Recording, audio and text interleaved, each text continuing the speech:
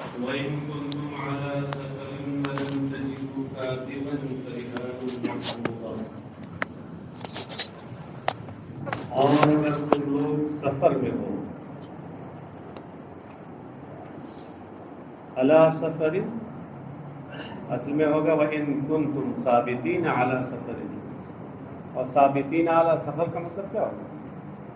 وہی جو مفسر نے بتایا ہے وَإِن كُنتُمْ عَلَى سَفَرٍ اے مسافرین، جب تم لوگ مسافر ہو، سفر میں ہو، وَتَدَايَنْتُمْ، اور تم آپس میں ادھار لین دین کرو، دین والا لین دین، ادھار لین دین کرو، وَلَمْ تَجِدُوا كَاتِبًا، اور کوئی لکھنے والا نہ پاؤ، فَرِهَانٌ مَقْبُوضَةٌ، تو وہاں گروی رکھی ہوئی چیزیں ہوں گی کہ جن پر قبضہ کر لیا جائے۔ ریحان کو بتا رہے ہیں کہ ایک قرات میں ریحان کے بجائے فرہنن ہے، ریحان ہو یا رہن ہو دونوں رہن کی جمع ہے، اور رہن یہ دراصل مصدر ہے اور اس کے معنی ہوتے ہیں کسی چیز کو گروی رکھنا۔ ہاں، اور مرہون کے معنی بھی استعمال ہوتا ہے مصدر بطور مجازی مصدر، یہاں وہی مرہون ہی والے معنی میں ہے، اس لیے جمع آیا ہے۔ اگر مصدر ہوتا تو خالص مصدری معنی میں تو جمع آتا ہے۔ تو حاصل کیا ہوا؟ حاصل یہ ہوا کہ سفر میں ہو اور اب تم ادھار لین دین کرو اور وہاں کوئی لکھنے والا نہ ملے، تو اس صورت میں تمہیں کیا کرنا چاہیے کہ بطور وثیقہ کے اور پختگی اور اعتماد حاصل کرنے کے لیے تمہیں وہاں کوئی چیز گروی رکھ لینا چاہیے، اور گروی رکھ کے قبضہ بھی اپنے ہاتھ میں آ جائے،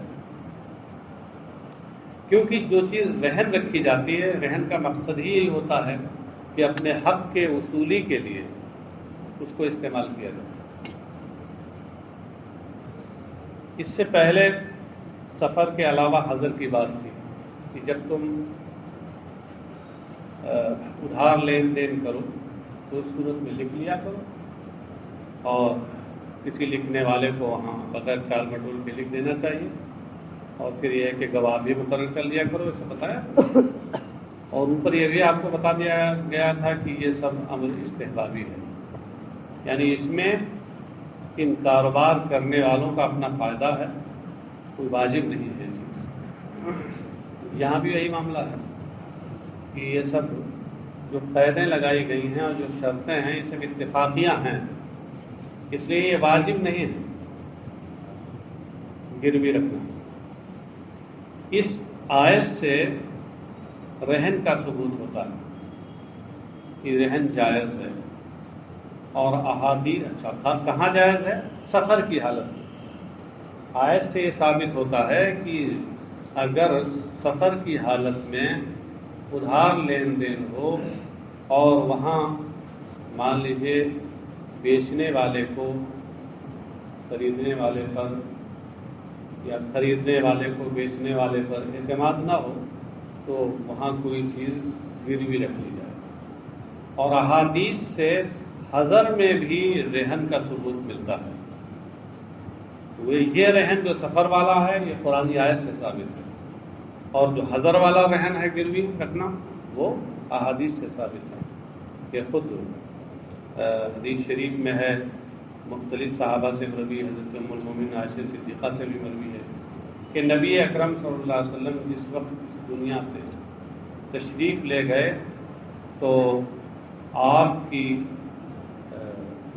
زرہ ایک یہودی کے یہاں رہن پر رکھی ہوئی تھی۔ آپ نے غلہ منگوایا تھا اپنے اہل کے لیے، اپنے اہل خانہ کے لیے، اور یہودی نے غلہ ایسے نہیں دیا، اس نے کہا ہمیں کچھ چاہیے وسیقے کے طور پر جس میں ہمیں بھروسہ اعتماد ہو، تو آپ دیتی زرہ دیتی، زرہ وہاں رہن رکھی ہوئی تھی۔ تو یہ چونکہ حضر میں تھا تو اس سے ثابت ہوتا ہے کہ حضر میں بھی رحم رکھنا صحیح رہی ہے۔ چلیے مقبوضۃ، اور مقبوضہ کی قید سے یہ سمجھ میں آتا ہے کہ رہن اس وقت تام ہوتا ہے جب اس پر قبضہ ہو جائے۔ تستوثقون بہا، کہ ان چیزوں کے ذریعے تم وثوق اور اعتماد حاصل کرو۔ وبینت السنۃ جواز الرہن فی الحضر، اور حدیث نے یہ بیان کیا کہ حضر میں بھی رہن رکھنا جائز ہے۔ ووجود الکاتب، اور وجود الکاتب کا حضر پہ ہے، اور حدیث نے یہ بیان کیا کہ حضر کی حالت میں اور کاتب کے پائے جانے کی صورت میں بھی رہن رکھنا جائز ہے۔ اس سے کیا پتہ چلا کہ یہ جو قیدیں اور شرطیں یہاں بیان کی گئی ہیں یہ اعتراضی نہیں ہیں، اتفاقی ہیں۔ وَالتَّقْیِیدُ بِمَا ذُکِرَ لِأَنَّ التَّوَثُّقَ فِیہِ أَشَدُّ، تو مذکورہ بالا چیزوں کے ساتھ اس حکم کو مقید کرنا یہ اس لیے ہے لأن التوثق فیہ اشد، اس لیے کہ ان چیزوں میں وثوق حاصل کرنا، اطمینان کا حصول زیادہ ضروری ہوتا ہے، اس لیے ان کو ذکر کر دیا، ورنہ یہ قید اعتراضی نہیں کہ یہ نہ پائے جائیں تو یہ حکم نہ پایا جائے، جواز نہ رہے۔ وافاد قوله مقبوضۃ اشتراط القبض فی الرہن والاکتفاء به من المرتہن ووکیلہ، اور اللہ تعالیٰ کے ارشاد مقبوضۃ نے اس بات کا فائدہ دیا کہ رہن میں قبضہ شرط ہے، اور مرتہن یا اس کے وکیل کی جانب سے اس کو کافی، مرتہن یا اس کے وکیل کی جانب سے اس کا لے لینا کافی ہے۔ کیا مطلب؟ مطلب ایک تو یہ سمجھ میں آیا کہ رہن میں قبضہ شرط ہے، مقبوضۃ سے بات بتائی۔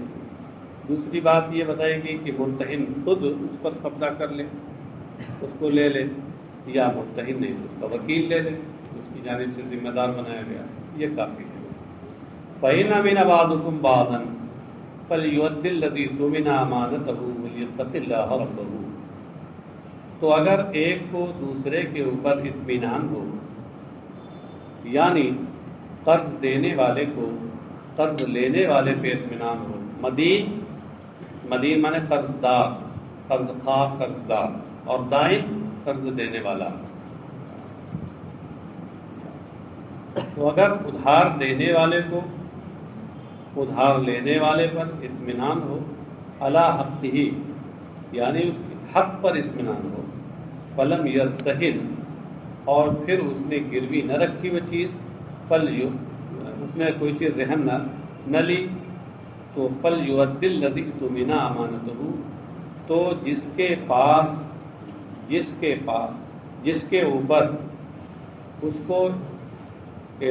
کے اوپر اطمینان اور بھروسہ کیا گیا، یہ کون ہے؟ وہی قرضدار، اسے چاہیے کہ اپنی امانت یعنی دین کو ادا کر دے۔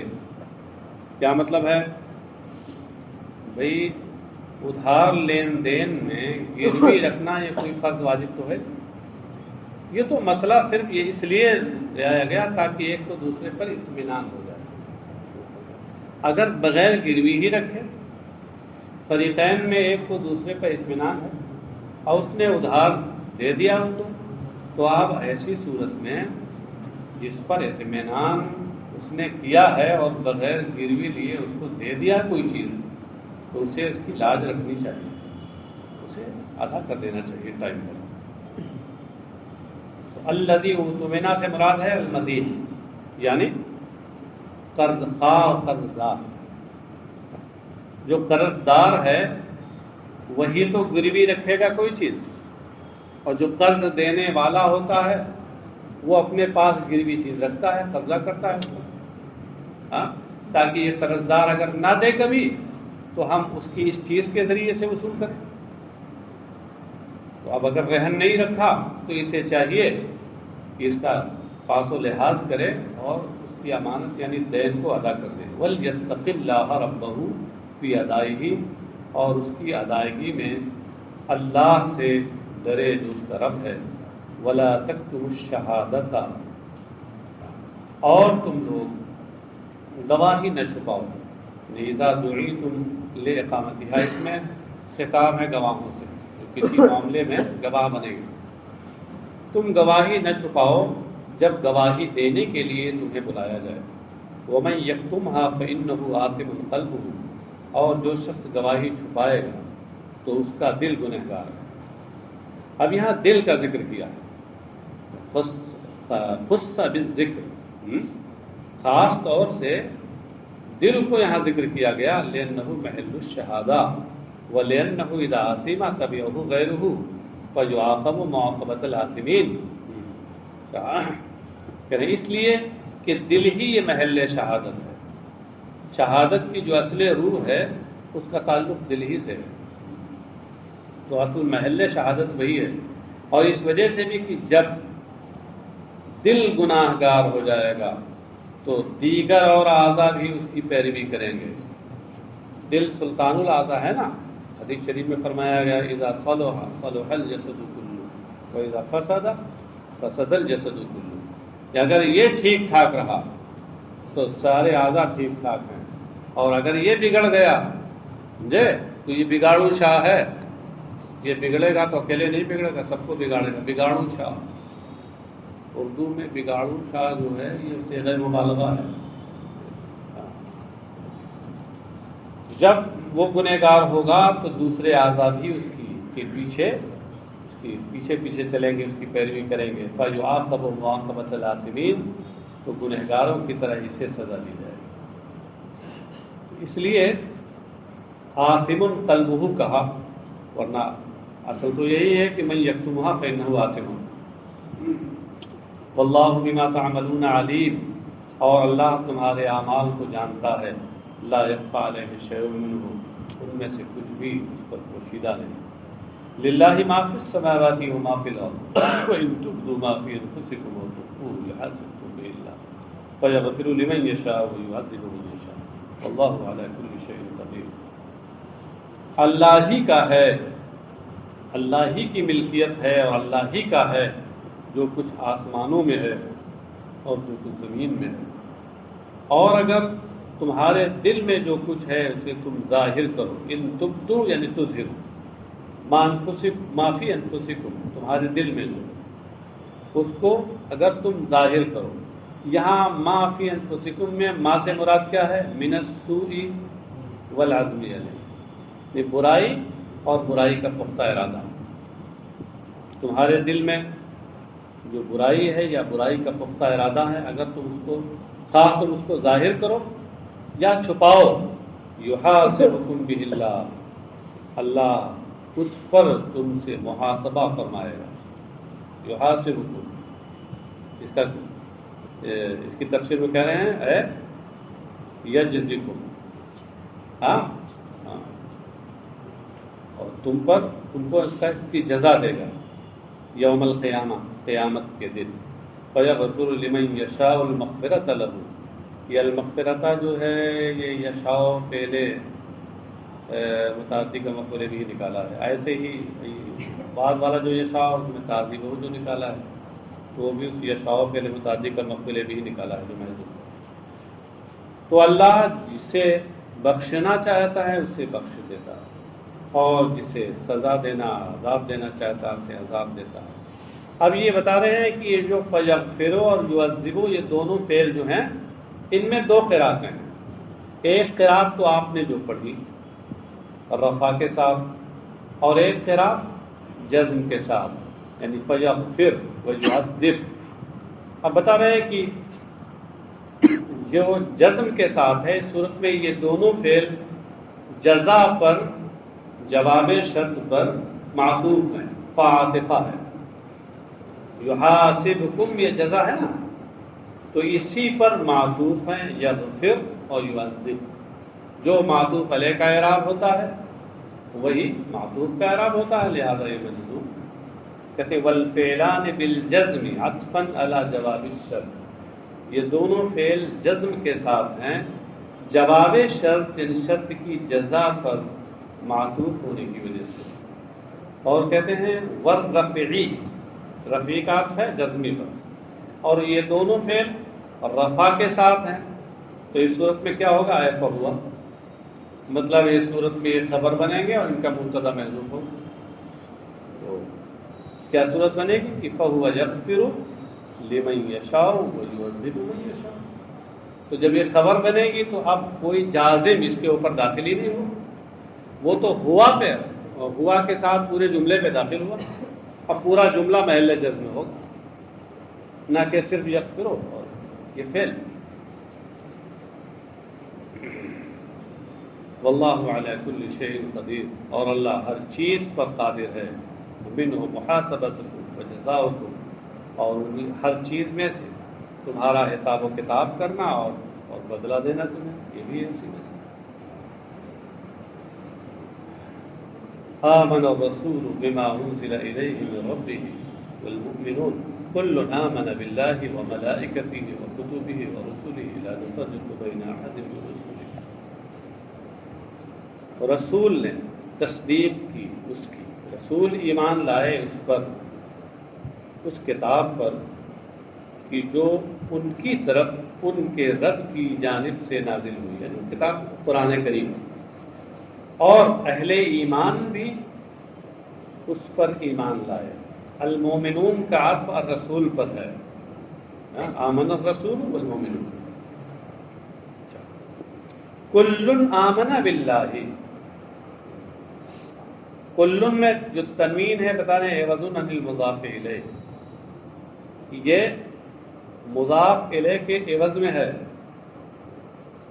تو مطلب کیا ہوگا کہ کل من الرسول والمؤمنون، کل واحد منہم آمن باللہ وملائکتہ وکتبہ، یہ سب ایمان لائے اللہ پر، اس کے فرشتوں اور اس کی کتابوں اور رسولوں پر۔ کتبہ میں بتا رہے ہیں کہ یہاں دو قراتیں ہیں، بالجمع والافراد، جمع کے ساتھ کتبہ اور واحد کے صیغے کے ساتھ کتابہ، ملائکتہ و کتابہ و رسلہ، لا نفرق بین احد من رسلہ۔ اس سے پہلے یقولون نکال کر یہ بتایا کہ لا نفرق بین احد من رسلہ، یہ جملہ بمنزل حال ہے، یہ حال واقع ہے لیکن ڈائریکٹ نہیں، بلکہ یقولون کی تقدیر کے ساتھ، یہاں یقولون مقدر ہے، یقولون اپنے فعل اور فاعل، اور یہ جملہ جو لا نفرق بین احد من رسلہ اس کا مفعول بھی بنے گا، اس سے مل کر کے پھر وہ حال بنے گا۔ وہ جب کہ وہ کہتے ہیں کہ ہم اس کے رسولوں میں سے کسی کے درمیان فرق نہیں کرتے۔ فرق نہیں کرتے کا مطلب کیا ہے کہ فنؤمن ببعض ونکفر ببعض کما فعل اليہود والنصارى، کہ ہم کسی پہ ایمان لائیں اور کسی کا انکار کریں، جیسا کہ یہودیوں اور عیسائیوں نے کیا کہ بعض پر ایمان لائے اور بعض پر انکار کیا۔ وقالوا سمعنا، اور انہوں نے کہا سمعنا واطعنا، مفعول بھی محذوف ہے سمعنا کا، ہم نے سنا، ظاہر سی بات ہے سنا تو کوئی چیز سنی ہوگی، وہ مفعول بھی یہاں محذوف ہے، اس کو مفسر نے نکالا کہ سمعنا ما امرتنا به، تو نے ہمیں جو حکم دیا، اللہ سے دعا ہو رہی ہے نا، اے اللہ تو نے ہمیں جو حکم دیا اس کو ہم نے سنا، سماع قبول، سنا قبولیت والا سننا، سنا قبولیت کے کانوں سے سنا، مطلب صرف یہ نہیں کہ ادھر سے سنا ادھر سے اڑا دیا، بلکہ سنا تو اسے مانا اور قبول کیا۔ سننا دو طرح سے ہوتا ہے، واطعنا، اور ہم نے تیرا حکم مانا، غفرانک ربنا، غفرانک سے پہلے نسألو کا نکال کر بتا رہے ہیں کہ غفرانہ یہ مفعول بھی ہے فعل ناصب محذوف کا، وہ ہے نسألو کا، یا اسی کے ہم معنی کوئی اور، جیسے نیچے دکھایا کہ نطلب مثلا اے اللہ، اے ہمارے پروردگار، ہم تجھ سے تیری بخشش طلب کرتے ہیں، وَإِلَيْكَ الْمَصِيرُ الْمَرْجِعُ بِالْبَعْثِ، اور تیری ہی طرف پلٹ کر جانا ہے، بالبعث، مرنے کے بعد دوبارہ زندہ کیے جانے سے، ہاں یعنی مطلب یہ ہے کہ مرنے کے بعد دوبارہ زندہ کیے جائیں گے تو یہ طرف جائیں گے۔ کہتے ہیں وَلَمَّا نَزَلَتِ الْآيَةُ الَّتِي قَبْلَهَا شَكَ الْمُؤْمِنُونَ مِنَ الْوَسْوَسَةِ وَشَقَّ عَلَيْهِمُ الْمُحَاسَبَةُ بِهَا فَنَزَلَ، اور جب یہ پہلے والی آیت اتری تو مسلمانوں نے نبی اکرم صلی اللہ علیہ وسلم کی بارگاہ میں وسوسے کی شکایت کی، اور وسوسے کے ذریعے محاسبہ ان کے اوپر گراں اور دشوار ہوا، تو یہ آیت نازل ہوئی۔ مطلب اوپر یہ بات آئی تھی، اوپر یہ آیا کہ تمہارے دل میں جو کچھ ہے چاہے تم اس کو ظاہر کرو یا چھپائے رکھو، اللہ اس پر تم سے محاسبہ فرمائے گا۔ تو دل میں تو وسوسے بھی آتے ہیں، اور وسوسوں سے کون بچا؟ وسوسوں سے کوئی بچا ہے؟ پتہ نہیں کیسے کیسے ارادے آتے ہیں، اور ان سے بچنا واقعی یہ شاق ہے، بڑے بڑوں کے لیے شاق ہے۔ اس لیے نبی اکرم صلی اللہ علیہ وسلم کی بارگاہ میں یہ صحابہ حاضر ہوئے اور عرض کیا کہ تب تو ہم لوگوں کے لیے بہت زندگی دشوار ہے، کیونکہ ہمارے دلوں میں نہ معلوم کیسی کیسی باتیں آتی ہیں، اس سے بچنا ہمارے لیے مشکل ہے۔ تو آیت اتری کہ لا یکلف اللہ نفسا الا وسعها، کہ اللہ کسی جان پر اتنا ہی بوجھ ڈالتا ہے جو اس کی طاقت بھر، بوجھ نہیں ڈالتا، ذمہ داری نہیں ڈالتا، الا وسعها، مگر اس کی طاقت بھر، اے ما تسعه قدرتها، یعنی اس کی طاقت جس کی گنجائش رکھتی ہو اتنا ہی بوجھ ڈالتا ہے۔ تو اس سے کیا مطلب ہے؟ اس کا مطلب یہ ہوا، مطلب وہی ہوا جو مفسر نے اوپر بتا دیا ہے کہ ما فی انفسکم میں ما سے مراد دل میں آنے والی ہر چیز نہیں ہے، کہ چاہے وسوسہ اور دغدغے کی صورت میں ہو، شک کی صورت میں ہو، یا وہ عزم محکم کی صورت میں، عام نہیں ہے وہاں، بلکہ وہاں ما سے مراد کیا ہے؟ پختہ ارادہ۔ اب مطلب یہ ہوا کہ برائی کا مطلق ارادہ، یہ اس پر محاسبہ نہیں ہوگا، یہ گناہ نہیں ہے۔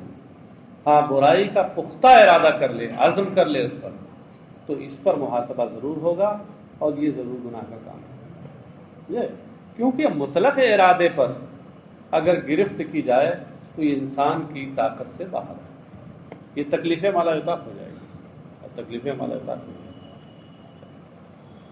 لہا ما کسبت وعلیہا ما اکتسبت، ما سے مراد خیر ہے، ہاں تو پہلی تفسیر سے تو بتایا کہ ما سے مراد خیر ہے، اس کے بعد اے حرف تفسیر لا کر یہ بتایا کہ خیر یا یہاں اس سے پہلے مضاف محذوف ہے، لہا ما کسبت یعنی لہا ثواب ما کسبت، وعلیہا ما اکتسبت یعنی علیہا وزر ما اکتسبت، ترجمہ یہ ہوگا اس کے لیے نیکی کا ثواب ہے، اور اس کے اوپر بدی کا وبال ہے، گناہ ہے۔ اسی طریقے پر یہاں بھی تفسیر ہے کہ من الشر، یہ ماں کا بیان ہوا، ماں کی تفسیر ہوئی، اور وزرہ جو نکالا یہ بتایا کہ ماں سے پہلے مضاف نہیں ہوا۔ ولا یؤاخذ احد بذنب احد ولا بما لم یکسبه مما وسوست به انفسه، یعنی مطلب آیت کا یہ ہے کہ اب ایک شخص کو دوسرے شخص کے گناہ کی وجہ سے اس پر مواخذہ نہیں کیا جائے گا، اس کی گرفت نہیں کی جائے گی، اور نہ ہی اس برائی کی وجہ سے، اس بدی کی نہیں، اس ارادے کی وجہ سے اس پر گرفت کی جائے گی کہ جس کو اس نے کیا نہیں، مما وسوست به نفسه، کہ اس کے دل نے جس کا وسوسہ کیا، بس صرف وسوسے پہ گرفت نہیں ہے، عزم محکم پہ گرفت۔ ربنا لا تؤاخذنا، اس سے پہلے قولو نکال کر بتایا کہ یہ ربنا لا تؤاخذنا مفعول بھی ہے، مقولہ ہے، اس کا فعل یہاں موجود ہے۔ قولو، تم لوگ یہ دعا کرو، اللہ تعالیٰ اپنے بندوں کو تعلیم دے رہا ہے، دعا کرو ربنا لا تؤاخذنا ان نسینا او اخطانا، اے ہمارے پروردگار تو ہماری گرفت نہ فرما، بالعقاب، عقاب کے معنی سزا، سزا۔ یہاں بائے تصویر، لا تؤاخذنا کا مطلب لا تؤاخذنا، اے اللہ تو ہمیں سزا نہ دے، ان نسینا و اخطانا، اگر ہم بھول جائیں یا چوک جائیں۔ بھول چوک ہوتا نا، چوک میں بھول میں قصد کا دخل نہیں ہوتا، چوک میں قصد کا دخل ہوتا ہے مگر ہو جاتی ہے۔ ہاں، بھول کا مطلب ہے، فرق دیکھیے، جیسے مثال کے طور پر آپ کو روزہ رکھنا، روزے سے ہونا یاد نہیں ہے اور آپ نے کھا پی لیا، یہ نسیان ہوا، بھولنا ہوا۔ اور آپ کو روزہ ہونا یاد تھا اور آپ نے کیا کیا صاحب؟ غرارہ کیا، ارادہ نہیں تھا کہ پانی اندر جا، چلا گیا، یہ ہوئی خطا، چوک۔ تو بھول میں قصد نہیں ہوتا اور چوک میں قصد ہوتا ہے مگر غلطی ہو جاتی ہے۔ تو دونوں پر مواخذہ نہیں ہے۔ اے ہمارے پروردگار تو سزا کے ذریعے ہم پر مواخذہ نہ فرما اگر ہم بھول یا چوک جائیں، یعنی ترکنا الصواب لا عن عمد کما اخذت به من قبلنا، یہ یعنی ہم درست چیز کو چھوڑ دیں بغیر ارادے کے، کما اخذت به من قبلنا، جیسے تو نے ہم سے پہلے والی امتوں پر گرفت فرمائی ہے، کہ پہلی امتوں پر نسیان اور خطا پر بھی گرفت تھی۔ وقد رفع اللہ ذلك عن هذه الامة، اور جبکہ اللہ تعالیٰ نے خطا اور نسیان کو اس امت سے اٹھا دیا، کما ورد فی الحدیث، جیسا کہ حدیث شریف میں آیا ہے کہ رفع عن امتی الخطا والنسیان، حدیث شریف میں آیا نا۔ فسوالہ، تو اب یہ ہوا کہ بھئی جب یہ اس امت سے یہ چیز اٹھا دی گئی ہے اور لوگوں کو معلوم ہے، تو پھر یہ کیوں دعا کی تلقین کی جا رہی ہے کہ اللہ تو مواخذہ نہ فرما؟ اللہ تو فرما چکا اپنی نبی کی زبان پہ کہ ہم مواخذہ نہیں کریں۔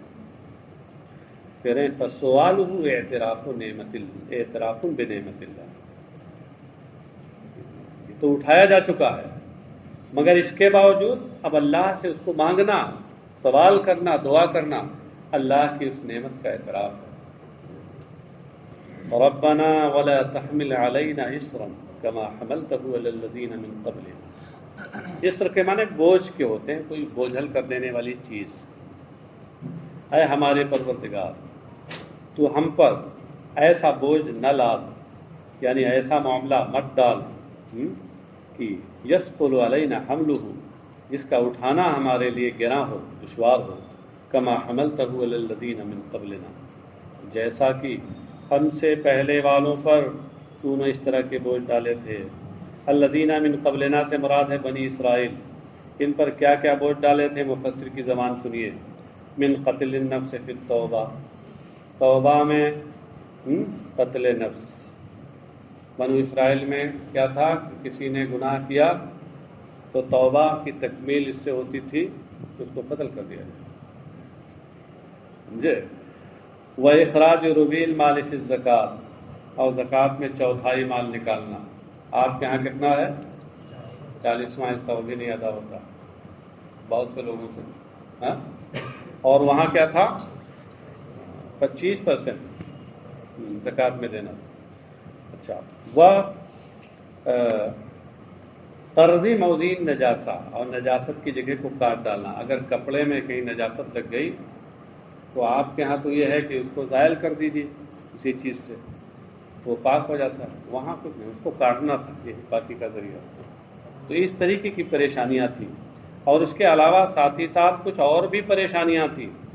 مفسر نہیں، آپ کے محشی صاحب نے دیکھیے یہی کہیں ذکر کیا ہے، بڑی پریشانیاں سب ہیں بھائی، کہاں ہے دیکھو، حاشیہ نمبر کیا ہے؟ 24 نمبر کام آیا۔ چلو جی، ہاں 24 نمبر حاشیہ دیکھو، وَأَيْضًا عَدَمُ التَّطْهِيرِ بِغَيْرِ الْمَاءِ، انہی میں سے پانی کے بغیر کسی چیز کو پاک نہیں کیا جا سکتا تھا۔ آپ کے یہاں پانی کے علاوہ سے بھی تو پاکی حاصل کی جا سکتی ہے۔ ہاں، ارے بھائی اگر کوئی نجاست غلیظہ لگ جائے تو اس کی پاکی پانی سے بھی ہو سکتی ہے اور کسی بھی سیال چیز سے ہو سکتی ہے۔ وہاں تو پانی ہی سے پاکی ہو سکتی تھی، باقی نہیں ہو سکتی تھی۔ خمس نہیں، مطلب یہ مطلب نہیں ہے، گڑبڑ ہو گیا، کسی چیز نہیں بلکہ انسان کی اپنی تطہیر پانی ہی کے ذریعے ہو سکتی ہے۔ یعنی وضو یا پانی ہی سے ہوگا۔ اور آپ کے ہاں کیا ہے، اگر وہ میسر نہیں ہے تو تیمم بھی کافی ہے۔ اچھا، اور ان کے یہاں شب و روز میں 50 نمازیں تھیں، 50 نمازیں، یہاں 5 باری ہیں۔ وعدم و جواز صلاۃ فی غیر المسجد، مسجد کے علاوہ میں نماز پڑھنا درست نہیں تھا، سمجھے؟ یہ لگتا جو ہے یہ سب بنی اسرائیل ہی کے کچھ بچے ہوئے ہیں کیا، اس وقت مسجد کے علاوہ کوئی نماز کہیں پڑھتا ہے تو اس پر پابندی لگوا رہے ہیں۔ انہی کے ہیں بقایا مما ترک بنی اسرائیل۔ جی، وحرمت اکل الصائم بعد النوم، اور روزے دار افطار کرنے کے بعد اگر سو گیا تو اب چاہے تھوڑی دیر سوئے اور پوری رات باقی ہے، اب کھا نہیں سکتا، ہر کھانا حرام تھا۔ اور اپنے یہاں کیا ہے کہ بھائی صبح صادق طلوع ہونے سے پہلے جتنا چاہیں کھائیں، چاہے جتنی بار سوئیں جاگے۔ وَمَنْعُ بَعْضِ الطَّيِّبَاتِ عَنْهُمْ بِالذُّنُوبِ، اور ان سے گناہوں کی وجہ سے کچھ پاکیزہ حلال چیزیں ان سے ممنوع قرار دے دی گئی، جیسے اونٹ کا گوشت منع کر دیا گیا تھا۔ وَكِتَابَةُ ذَنبِ اللَّيْلِ عَلَى الْبَابِ بِالصُّبْحِ، اور کوئی اگر رات میں گناہ کرتا تو اس کی سزا جانتے کیا تھی؟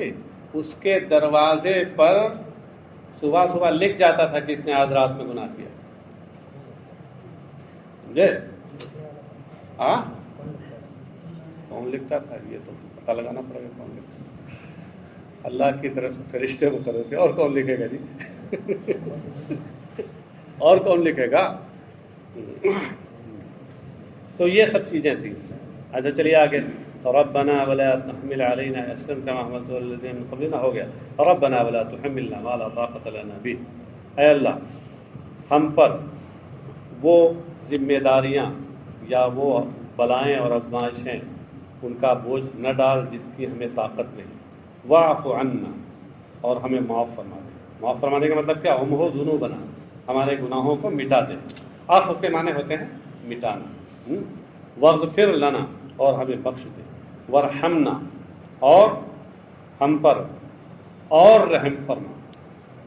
ارے گناہ کو مٹا دینا، گناہ بخش دینا، یہ تو خود رحم ہے، لیکن ورحمنا پھر بھی کہا جا رہا ہے، پھر رحمت زیادۃ علی المغفرہ، اس رحمت میں مغفرت پر اور اضافہ ہوتا ہے۔ انت مولانا سیدنا و متولی امورنا، تو ہمارا حقیقی آقا اور مالک ہے، حقیقی ہمارا سردار اور ہمارے معاملے کا محافظ ہے، ہمارے معاملات کا محافظ۔ یہاں مولا سے مراد حقیقی ہے، ہاں، لہذا اب اگر آپ کو مولانا کہا جائے تو آپ کو جو مولانا کہا جاتا ہے تو حقیقی معنی میں نہیں ہے، لہذا ناجائز نہیں ہے۔ غیر مقلدین کہتے ہیں ناجائز ہے، قرآن کے خلاف ہے، قرآن میں اللہ کو مولانا کہا گیا، اس لیے وہ مولانا نہیں کہتے ہیں، شیخ کہتے ہیں۔ آپ دیکھ لیجیے کوئی غیر مقلد مولانا نہیں کہتے۔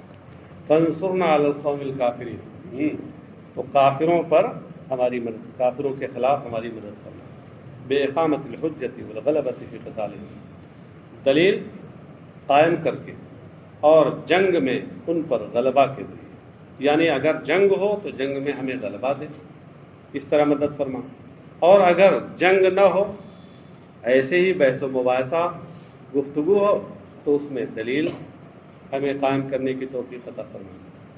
فإن من شان المولا ان ينصر مواليه علی الاعداء، اس لیے کہ آقا اور مالک کی شان یہی ہے کہ وہ دشمنوں کے خلاف اپنے غلاموں کی مدد کرے۔